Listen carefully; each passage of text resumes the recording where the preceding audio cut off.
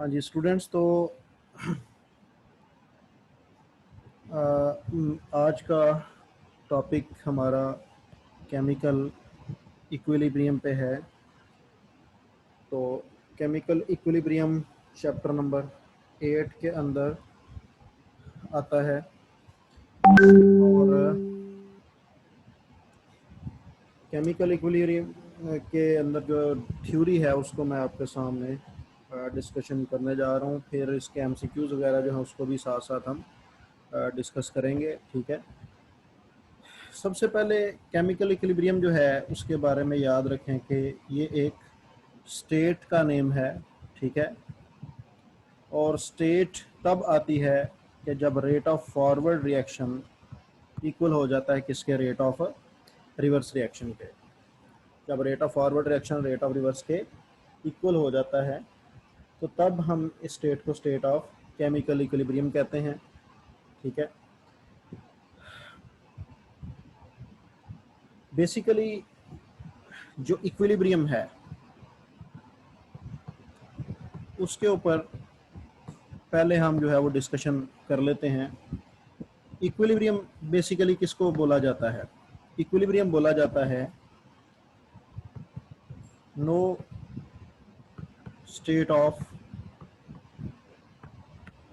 Change of body. किसी body की जो चेंज ऑफ स्टेट तब्दील जब नहीं होती तो उसको हम कौन सी चीज़ कहते हैं? That is equilibrium. और इक्विलिब्रियम जो है उसकी फर्दर आगे हमारे पास कितनी टाइप्स हैं? There are two types. First one is chemical equilibrium. First one is chemical equilibrium and second one is physical equilibrium. ठीक है जी, केमिकल और फिजिकल इक्विलिब्रियम के ऊपर नेक्स्ट आगे हम डिस्कस करने जा रहे हैं। ठीक है, फिजिकल इक्विलिब्रियम जो होती है इसके बारे में याद रखेंगे आप लोग, ये होती है बिटवीन सेम केमिकल स्पीशीज। ठीक है, और केमिकल इक्विलिब्रियम जो है उसकी फर्दर आगे कितनी टाइप्स आती हैं? हमारे पास दो टाइप्स आती हैं। First one is homogeneous chemical equilibrium and second one is heterogeneous chemical equilibrium. ठीक है जी, तो बेसिकली अभी आपके पास इक्विलिब्रियम को मैंने आपके सामने एक्सप्लेन किया है। State of change of body जो है बेसिकली जब तब्दील नहीं होती तो उसको हम क्या कहते हैं? इक्विलिब्रियम। और आगे दो टाइप बनी, फिजिकल और केमिकल। केमिकल जो है वो होमोजीनियस भी हो सकती है और हेट्रोजीनियस भी, और फिजिकल इक्विलिब्रियम जो होती है बिटवीन सेम केमिकल स्पीशीज के दरमियान होती है। ठीक है, हाँ जी। अब उसके बाद नेक्स्ट आगे हम चलते हैं। हाँ जी, नेक्स्ट आगे चलते हैं। तो केमिकल इक्विलिब्रियम हमारा टॉपिक है। असल जो हमारा टॉपिक डिस्कशन वाला है वो कौन सा है? That is chemical equilibrium. तो देखें ज़रा, जो केमिकल इक्विलिब्रियम है इसके बारे में नेक्स्ट देखें तो हम इस केमिकल इक्विलिब्रियम के क्या चीज़ स्टडी करने जा रहे हैं? इसकी करेक्टरिस्टिक्स। करेक्टरिस्टिक्स जो हैं इसकी वो आप लोग जहन में रखेंगे। पहली करेक्टरिस्टिक्स जहन में रखेंगे कि केमिकल इक्विलिब्रियम जो है उसको स्टडी किया जाता है फॉर क्लोज्ड सिस्टम। ठीक है, दूसरी बात यह है कि इसको फॉरवर्ड या रिवर्स साइड्स दोनों से इसको स्टडी किया जा सकता है। ठीक है, तीसरी बात कि ये एक माइक्रोस्कोपिक प्रॉपर्टी है। ठीक है जी, और चौथी बात ये कि मॉडर्न कॉन्सेप्ट में हम डायनामिक को स्टडी करते हैं, नॉट स्टैटिक। स्टैटिक को डिस्कस ज़्यादा नहीं किया जाता, ठीक है, क्योंकि स्टैटिक जो है वो इरिवर्सिबल की तरफ ले जाती है हमें, ठीक है। तो ये हमारे पास केमिकल इक्विलिब्रियम की क्या थी, करेक्टरिस्टिक्स, ठीक है जी। अब इसी तरह से हमारे पास चंद एग्जांपल्स जो हैं वो है किसकी, फिजिकल इक्विलिब्रियम की, ठीक है। हाँ जी, अब फिजिकल इक्विलिब्रियम जो है उसको भी नेक्स्ट आगे देखें तो फिर मैं आपको होमोजीनियस और हेट्रोजीनियस को एक्सप्लेन करूंगा आपके सामने, ठीक है। तो नेक्स्ट देखें ज़रा कि फिजिकल इक्विलिब्रियम जो है आप लोग पढ़ते आए हैं लेकिन आपको जहन में नहीं होता कि फिजिकल कौन सी है और केमिकल कौन सी है। तो मैं आपके सामने जो डिस्कशन करने जा रहा हूँ वो किसके ऊपर करने जा रहा हूँ, फिजिकल इक्विलिब्रियम पर, ठीक है। इसमें पहला जो हमारे पास पहली एग्जांपल आती है फिजिकल इक्विलिब्रियम में वो ये आती है कि जब आप किसी भी सॉलिड को लिक्विड के अंदर कन्वर्ट करते हैं, ठीक है। तो जैसे कि आप किसी आइस को वाटर में कन्वर्ट करें या वाटर को आइस में कन्वर्ट करें, तो ये पहली एग्जांपल है फिजिकल इक्विलिब्रियम। इसी तरह से जब आप लिक्विड को गैस के अंदर कन्वर्ट करते हैं तो इसमें एग्जांपल आती है कि वाटर को जब आप स्टीम के अंदर कन्वर्ट करते हैं या स्टीम को वाटर में कन्वर्ट करते हैं, तो ये तीसरी एग्जांपल आ गई। इसी तरह से दूसरी एग्जांपल आ गई। इसी तरह से थर्ड एग्जांपल में हमारे पास आता है कि जब आप सॉलिड को कन्वर्ट करते हैं गैस के अंदर, तो ये भी एक हमारे पास एग्जांपल है, ठीक है, फिजिकल इक्विलिब्रियम की, जिसमें आयोडीन अगर आपके पास सॉलिड स्टेट में हो तो आपको पता है इसकी सब्लिमेशन से आयोडीन डायरेक्ट किस स्टेट में जाती है, गैस स्टेट में। और मैं इसके साथ लिख भी देता हूँ कि ये कौन सी एग्जांपल है, दैट इज सब्लिमेशन, जो चैप्टर नंबर 2 में है फर्स्ट ईयर के। इसी तरह से फोर्थ एग्जांपल है कि जब आप किसी भी सॉलिड को किस में कन्वर्ट कर देते हो, सॉल्यूशन के अंदर कन्वर्ट कर देते हो, ठीक है। तो इसकी एग्जांपल में हमारे पास आता है कि शुगर अगर आपके पास सॉलिड स्टेट में है तो उसको आप लोग वाटर में जब ऐड करते हो तो उसका क्या बन जाता है, शुगर का सॉल्यूशन बन जाता है। तो ये एग्जांपल आ गई हमारे पास सॉलिड से सॉल्यूशन की। इसी तरह फिफ्थ एग्जांपल हमारे पास है गैस से सॉल्यूशन की। जब आप किसी भी गैस को सॉल्यूशन में कन्वर्ट करते हैं, जैसे कि ऑक्सीजन आपके पास अगर गैस हो और आप इसका ऑक्सीजन का कोई भी एक्वस क्या बना दें, सॉल्यूशन बना दें, तो देन आपके पास ये 5 एग्जांपल्स आ गई हैं किसकी, फिजिकल इक्विलिब्रियम की, ठीक है। अब देखें दो तरह की इक्विलिब्रियम थी ना, ऊपर चलते हैं वापस, एक थी केमिकल इक्विलिब्रियम और एक थी फिजिकल। हमने फिजिकल को भी डिस्कस कर लिया है, अब हम किसको डिस्कस करेंगे, केमिकल इक्विलिब्रियम को डिस्कस करेंगे, ठीक है जी। तो नेक्स्ट जो हमारे पास पॉइंट आता है वो आता है हमारे पास किस चीज़ का, हम नेक्स्ट डिस्कस करने जा रहे हैं केमिकल इक्विलिब्रियम की एग्जांपल्स को, ठीक है जी।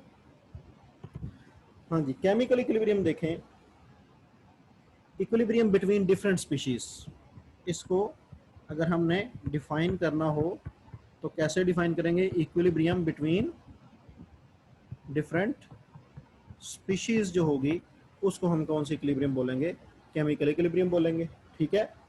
अब इसमें एग्जांपल हमारे पास फर्स्ट वन एग्जांपल आती है N2 + 3H2 forward backward 2NH3। Nitrogen भी हमारे पास गैसियस स्टेट में है, हाइड्रोजन भी गैसियस स्टेट में है और अमोनिया भी हमारे पास गैसियस स्टेट में है। इसी तरह से कैल्शियम कार्बोनेट है, अगर आप इसको ब्रेक करते हैं कैल्शियम ऑक्साइड बनता है प्लस क्या बनता है, CO2। कैल्शियम कार्बोनेट सॉलिड है, कैल्शियम ऑक्साइड भी सॉलिड है, जबकि CO2 गैस है। तो ये दोनों एग्जांपल्स है हमारे पास केमिकल इक्विलिब्रियम के, ठीक है। और अब देखें केमिकल इक्विलिब्रियम की हमारे पास अभी आपने ऊपर पढ़ा है, केमिकल इक्विलिब्रियम की फर्दर कितनी टाइप्स हैं, 2 टाइप्स हैं, ठीक है। फर्स्ट इसकी जो टाइप है दैट इज होमोजीनियस इक्विलिब्रियम और दूसरी इसकी जो टाइप है दैट इज हेट्रोजीनियस इक्विलिब्रियम, ठीक है। होमोजीनियस में एग्जांपल देखें जरा, होमोजीनियस में क्या होता है जैसे H2 plus I2 forward backward 2HI। तो ये देखें, ये भी गैस, आयोडीन भी गैस और HI भी गैस। तो हम ये कह सकते हैं कि यहाँ पे जो इक्विलिब्रियम है उसके अंदर मल्टी फेज नहीं है बल्कि सेम फेज है। तो सेम फेज वाली इक्विलिब्रियम को हम क्या बोलेंगे? Homogeneous equilibrium. ठीक है। इसी तरह से अगर आ जाए डिफरेंट फेजेस, तो उसकी एग्जांपल हमारे पास है, जैसे मरकरी ऑक्साइड हो सॉलिड स्टेट में, जब आप इसको ब्रेक करें तो मरकरी आपके अलहदा हो जाए और ऑक्सीजन अलहदा हो जाए। वो मरकरी किस स्टेट में होता है? लिक्विड में। और ऑक्सीजन किस स्टेट में होता है? गैस में। तो देखें ज़रा, डिफरेंट फेजेज आ गए। तो जब डिफरेंट फेजेज आ जाएंगे तो फिर ऐसी इक्विलिब्रियम को हम क्या बोलेंगे? That will be known as a heterogeneous equilibrium. और हेट्रोजीनियस में कौन सी इक्विलिब्रियम है? That is chemical equilibrium. ठीक है। हाँ जी, उसके बाद नेक्स्ट आगे देखें। हाँ जी, तो नेक्स्ट आगे चलते हैं। केमिकल इक्विलिब्रियम जो है उसके ऊपर थोड़ी सी और ही मैं डिफरेंट जो है वो उसके ऊपर डिस्कशन करने जा रहा हूँ। ठीक है। केमिकल इक्विलिब्रियम के जो फैक्ट्स हैं वो भी थोड़ा सा समझ लें ज़रा। हाँ जी, कि इसमें जो रिएक्टेंट्स हैं या जो प्रोडक्ट्स होंगे उनके बारे में याद रखेंगे आप लोग कि उनमें कांस्टेंट बेसिकली क्या होगा? कांस्टेंट रहेंगे ये। मैं ऊपर लिख देता हूँ रिमेन्स कांस्टेंट। ठीक है। उसके बाद हम इसमें किस किस स्टेट को डिस्कस कर सकते हैं केमिकल इक्विलिब्रियम में? तो पहली स्टेट है, हम इसमें कलर को डिस्कस कर सकते हैं।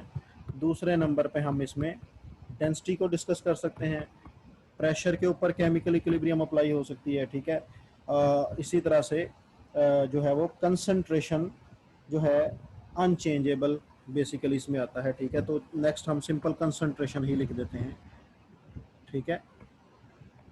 हाँ जी, इसी तरह से इसमें आप याद रखेंगे कि रेट ऑफ फॉरवर्ड रिएक्शन जो होगा वो रेट ऑफ रिवर्स रिएक्शन के हमेशा इक्वल होगा।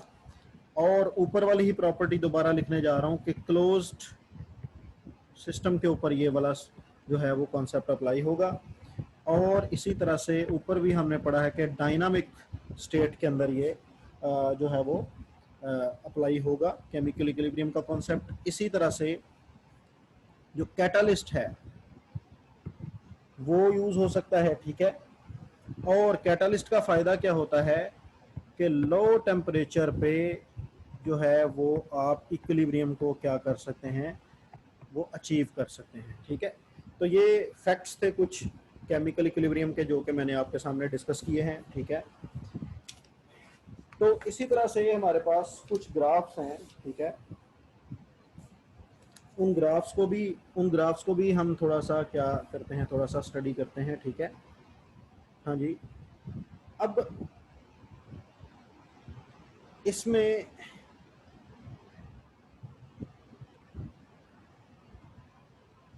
जो ग्राफ हैं बेसिकली उनको मैं चले एंड पे डिस्कस बल्कि अभी कर देता हूँ। ठीक है। अब देखें ज़रा, इसमें 3 टाइप के ग्राफ्स बनाए जाते हैं। ठीक है। मतलब कि और भी टाइप्स हैं हमारे पास, फिर भी डिस्कस करेंगे। टेम्परेचर वर्सेस कंसंट्रेशन, ये ग्राफ आपने देखा है। इसमें ये देखें ज़रा, दूसरा ग्राफ आपने ये देखा है कंसंट्रेशन वर्सेस टेम्परेचर। और तीसरा ग्राफ आपने इस तरह का देखा होगा, टेम्परेचर वर्सेस कंसंट्रेशन का ही है, इस तरह से। अब देखें तीनों में फ़र्क क्या है कि इधर प्रोडक्ट्स और ये रिएक्टेंट्स का है। प्रोडक्ट्स ज़्यादा होंगे, रिएक्टेंट कम होंगे। इधर प्रोडक्ट्स ज़्यादा होंगे, रिएक्टेंट कम होंगे, बहुत ज़्यादा। मतलब कि यहाँ पे प्रोडक्ट की क्वांटिटी जो होगी वो ग्रेटर दैन रिएक्टेंट होगी पहले वाले ग्राफ में, कांस्टेंट वैल्यू जो होगी। लास्ट वन में प्रोडक्ट और रिएक्टेंट की क्वांटिटीज आपस में क्या होंगी? सेम होंगी। ठीक है। और इसमें आफ्टर इक्विलिब्रियम जो है वो रिएक्टेंट उतना ज़्यादा इंक्रीज नहीं करेगा और प्रोडक्ट भी ज़्यादा डिक्रीज नहीं करेगा। यहाँ पे देखें ज़रा, ये इंटरसेक्शन है। इंटरसेक्शन का मतलब ये है कि रिएक्टेंट डिक्रीज कर गए और प्रोडक्ट इंक्रीज कर गए। यहाँ पे प्रोडक्ट डिक्रीज कर रहा है लेकिन उतना नहीं कर रहा जितना उसको डिक्रीज करना चाहिए। और थर्ड वन केस के अंदर देखें तो दोनों की क्वांटिटीज़ क्या हो चुकी हैं, कांस्टेंट हो चुकी हैं। वाई एक्सिस पे देखें तो दोनों की क्वांटिटीज़ क्या आएंगी, सेम आएंगी। ठीक है, हाँ जी। तो उसके बाद, हाँ जी, उसके बाद नेक्स्ट आगे चलते हैं। नेक्स्ट आगे चलते हैं हम इसमें ही, नेक्स्ट आगे चलते हैं। तो आगे बात आती है, दो तरह के रिएक्शंस हैं हमारे पास, रिवर्सिबल एंड इरिवर्सिबल रिएक्शंस के ऊपर। ठीक है, रिवर्सिबल और इरिवर्सिबल रिएक्शंस के ऊपर हम बात थोड़ी सी करेंगे। रिवर्सिबल में एग्जांपल आती है N2 plus 3H2 arrows 2NH3। और इसमें आप लोग याद रखेंगे कि डायनामिक जो स्टेट है वो अवेलेबल है, और ये रिएक्शंस जो हैं नेवर गोज टू कंप्लीशन, क्योंकि इसमें रिएक्शन फॉरवर्ड भी जा रहा होता है और साथ ही साथ रिवर्स भी जा रहा होता है। ठीक है, अब इरिवर्सिबल में एग्जांपल हमारे पास है जैसे 2H2 प्लस O2 2H2O, और इसमें जो है वो डायनामिक स्टेट जो होती है दैट इज एब्सेंट। ठीक है, और इसमें रिएक्शन ऑलमोस्ट क्या हो जाता है, कंप्लीट हो जाता है। ठीक है, इसमें रिएक्शन कंप्लीट हो जाता है और उसमें रिएक्शन कंप्लीट नहीं होता। ठीक है, इसी तरह से नेक्स्ट आगे चलते हैं। हाँ जी, तो नेक्स्ट आगे जो टॉपिक आता है हमारे पास वो आता है जी लॉ ऑफ मैस एक्शन के ऊपर। ठीक है, हाँ जी, लॉ ऑफ मैस एक्शन में देखें ज़रा, इसकी डेट्स आपने याद रखनी है। 1864 में, और दो हमारे पास इसमें पर्सन्स थे, गुल्डबर्ग and वॉग।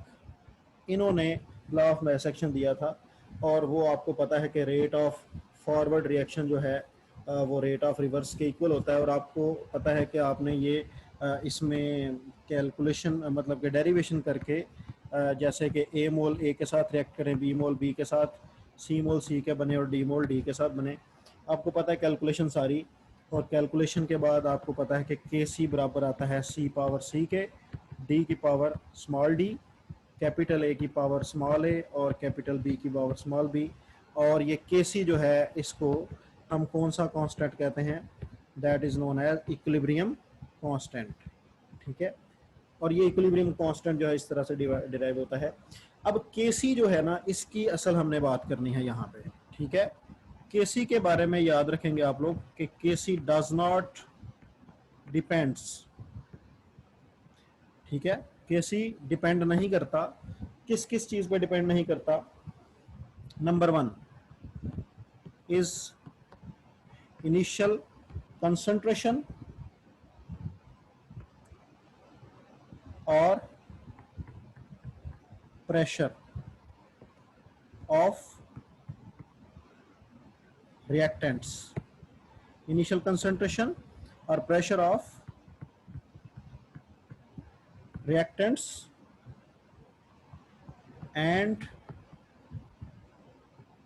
products involved. Number 2, presence of catalyst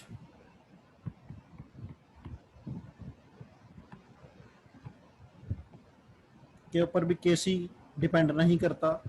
इसी तरह से प्रेशर ऑफ इनर्ट गैस के ऊपर भी केसी डिपेंड नहीं करता। इसी तरह से डायरेक्शन, इसी तरह से ये डायरेक्शन के ऊपर डिपेंड नहीं करता।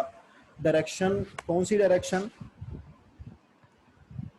From which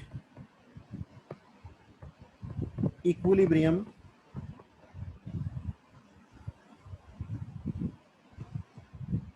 has been set, कि किस तरफ से इक्विलिब्रियम आई है, इन सारी चीज़ों के ऊपर केसी डिपेंड नहीं करता, ये चीज़ याद रखनी है आपने, ठीक है। इसी तरह से आगे चलते हैं। तो नेक्स्ट आती है बात कि केसी जो है वो डिपेंड करता है, और किस किस चीज़ के ऊपर डिपेंड करता है वो मैं आपके सामने लिखने जा रहा हूँ, ठीक है। Number 1, KC depends upon the temperature, ठीक है। और बल्कि ये केसी डिपेंड ही टेम्परेचर के ऊपर करता है, सॉरी, ठीक है। और आपने याद रखना है कि टेम्परेचर बढ़ेगा तो केसी बढ़ेगा, और इसी तरह से टेम्परेचर कम होगा तो केसी की वैल्यू भी क्या करेगी, डिक्रीज करेगी, ठीक है। इसी तरह से नेक्स्ट आगे डिस्कशन है इसकी, नेक्स्ट आगे इसी तरह से बात आती है यूनिट्स ऑफ केसी के ऊपर, ठीक है। हाँ जी, तो यूनिट्स ऑफ केसी में हम आगे बात करेंगे। यूनिट्स ऑफ केसी जो है वो आपने याद रखना है कि जब number of moles of reactants are equal to number of mole of products, तो देन आप याद रखेंगे कि केसी जो है उसके नो यूनिट्स, इसके कोई भी यूनिट्स नहीं होंगे, ठीक है। इसी तरह से number of mole of reactants are not equal to number of mole of products, तो देन आप लोगों ने याद रखना है कि केसी हैज़ यूनिट्स, केसी के यूनिट एग्जिस्ट करेंगे, ठीक है। इसी तरह से आपको मैं एक सिंपल यहाँ पे एक फार्मूला देना जा रहा हूँ, ठीक है।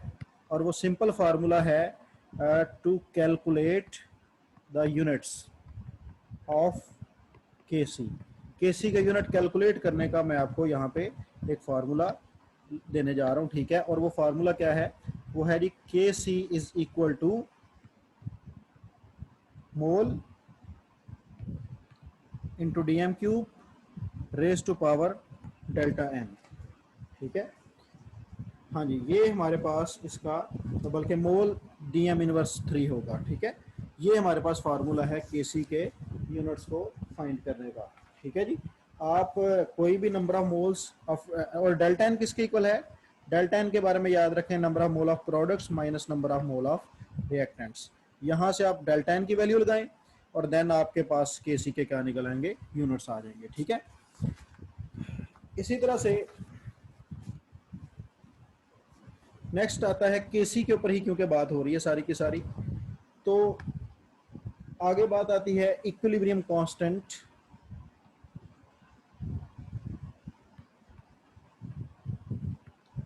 हाँ जी, इक्विलिब्रियम कांस्टेंट एक्सप्रेशंस,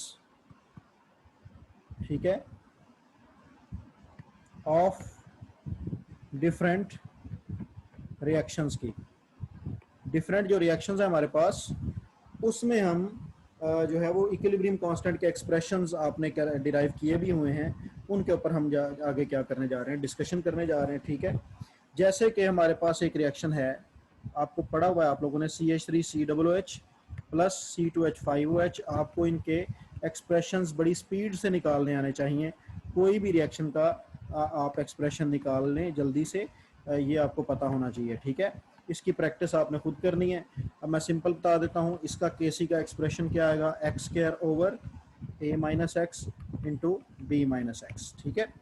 इसी तरह से नेक्स्ट आगे चलते हैं, तो हमारे पास दूसरे नंबर पे रिएक्शन आता है PCl5 forward backward PCl3 plus Cl2, ठीक है। अब इसमें जो हमारे पास इसका जो केसी का एक्सप्रेशन आएगा वो क्या आएगा, that is equal to x² over v into a minus x. इसी तरह से तीसरा रिएक्शन है हमारे पास, आपकी बुक पे ये सारे के सारे उसने दिए हुए हैं, ठीक है। आपको ये डिराइव करने आने चाहिए, अगर डिराइव नहीं करने आते तो मुझे बताइएगा, मैं इसके ऊपर अलहदा से क्लिप बना के आपको दे दूंगा कि ये डिराइव कैसे करने हैं, ठीक है। इसी तरह से नंबर 4 पे हमारे पास रिएक्शन आता है N2 plus 3H2 forward backward 2NH3, और इसके लिए केसी का एक्सप्रेशन क्या है, that is equal to 4x² v² over a minus x into b minus 3x, ठीक है, b माइनस 3x, और ऊपर इसके क्या आएगा, क्यूब आ जाएगा, ठीक है। ये केसी का एक्सप्रेशन है फॉर अमोनिया रिएक्शन। इसी तरह से नंबर 5 आपके पास इक्वेशन है 2SO2 plus O2 forward backward 2SO3, इसके लिए भी केसी का एक्सप्रेशन निकालना आना चाहिए 4x² v over a minus 2x whole square into b minus x. ये हमारे पास इसका एक्सप्रेशन है। तो ये सारे एक्सप्रेशन डिराइव करने आने चाहिए बड़ी स्पीड के साथ आपको, ठीक है। इसके बाद नेक्स्ट आगे चलते हैं। हाँ जी, नेक्स्ट आगे बात आती है हमारे पास किसके ऊपर, that is applications of KC. ये बड़ा ही इंपॉर्टेंट है एमसीक्यू पॉइंट ऑफ व्यू से। एप्लीकेशन ऑफ केसी में हमारे पास जो सबसे पहली एप्लीकेशन आती है that is simply direction of reaction, ठीक है। ये क्या है जी, डायरेक्शन ऑफ रिएक्शन। हाँ जी, डायरेक्शन ऑफ रिएक्शन जो है उसमें हमारे पास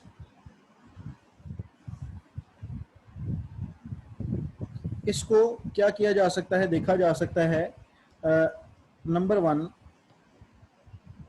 बिफोर अटेनिंग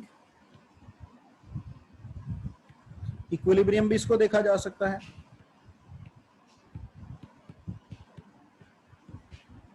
इसी तरह से इसको देखा जा सकता है आफ्टर अटेनिंग इक्विलिब्रियम। इसी तरह से इसको देखा जा सकता है एट इक्विलिब्रियम कि रिएक्शन की डायरेक्शन किस तरफ है, ठीक है। और डी, ऑल ऑफ दीज। हाँ जी, डी क्या है, ऑल ऑफ दीज।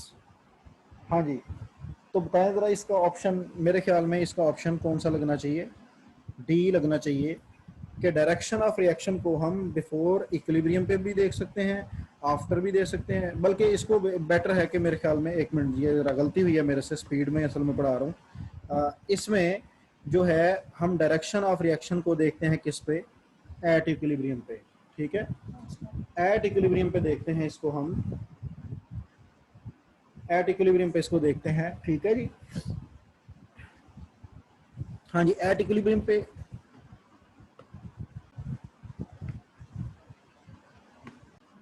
हाँ जी, एक सेकंड जी, मैं चैट देखूं, बच्चों का 2 मैसेज है, डिराइव कर देता हूँ। राइटिंग की समझ नहीं आ रही, अच्छा चले मैं डिराइव कर देता